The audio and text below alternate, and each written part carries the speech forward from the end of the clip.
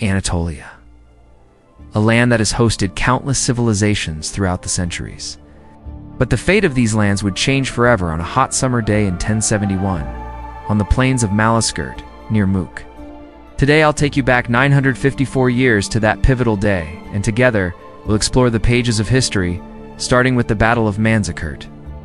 Before the battle, in the 11th century, the Oghuz Turks, migrating westward from Central Asia, had become a powerful force under the Seljuk Empire. Their leader, Togrul Beg, had established the first sultanate in Anatolia. Now, the lands were on the rise with Alp Arslan. To the west, however, Anatolia was still under the control of the Byzantine Empire. Though weakened by internal strife, they were still a formidable force. Despite this, Turkish raids into Byzantine territory had been increasing. Alp Arslan, meaning brave or powerful lion, wanted more than raids. He desired a new homeland for his people, and that homeland would be Anatolia. So in 1071, Alp Arslan led his army west. Meanwhile, news of the approaching Turks reached the imperial court in Constantinople. Emperor Romanos IV Diogenes was not pleased. He had dealt with Turkish incursions before and considered them a nuisance while they were on his eastern border. It was time to put an end to this. He assembled an army of about 200,000 men and marched out to meet the Turks at Manzikert. The battle. August 26, 1071.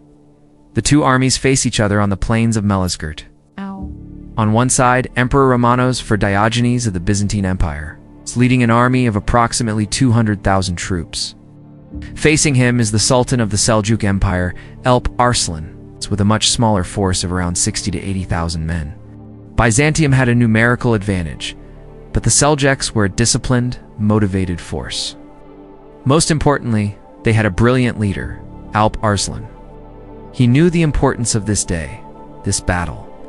As he prepared to face the Byzantines, he donned white clothes, a symbol of purity and readiness for martyrdom. Then he spoke to his soldiers. "Today, I am ready to stand before Allah. Are you ready to join me?" His men roared in response, their voices echoing their eagerness for the fight, and then the battle began. The Seljuks charged forward, their war cries shaking the ground.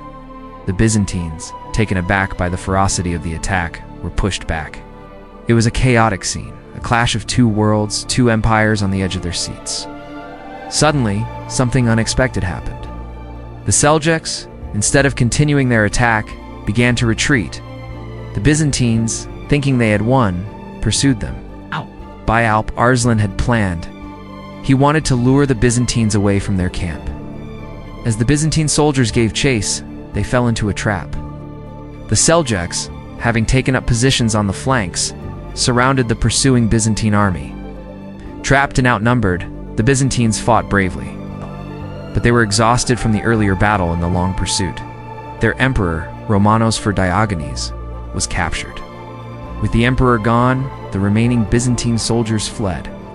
Those who stayed behind, hoping for ransom, were soon taken captive themselves. Results of the Battle of Manzikert, was not just a victory for the Seljuks, it was a turning point in history. It marked the beginning of the end for the Byzantine Empire and the start of the Turkish presence in Anatolia. The gates of the region were now open to the Turks. Within a few years, they spread across Anatolia, establishing settlements in cities like Konya, Kayseri, and Erzurum. As for the captured Byzantine soldiers, including Emperor Romanos IV Diogenes, they were held for ransom. But the emperor never saw Constantinople again. Deposed after his capture, he was forced to watch the Seljuks take over Anatolia, then returned to Constantinople in disgrace. Closing. Today, the foundations of the Republic of Turkey were, in fact, laid on that day in 1071.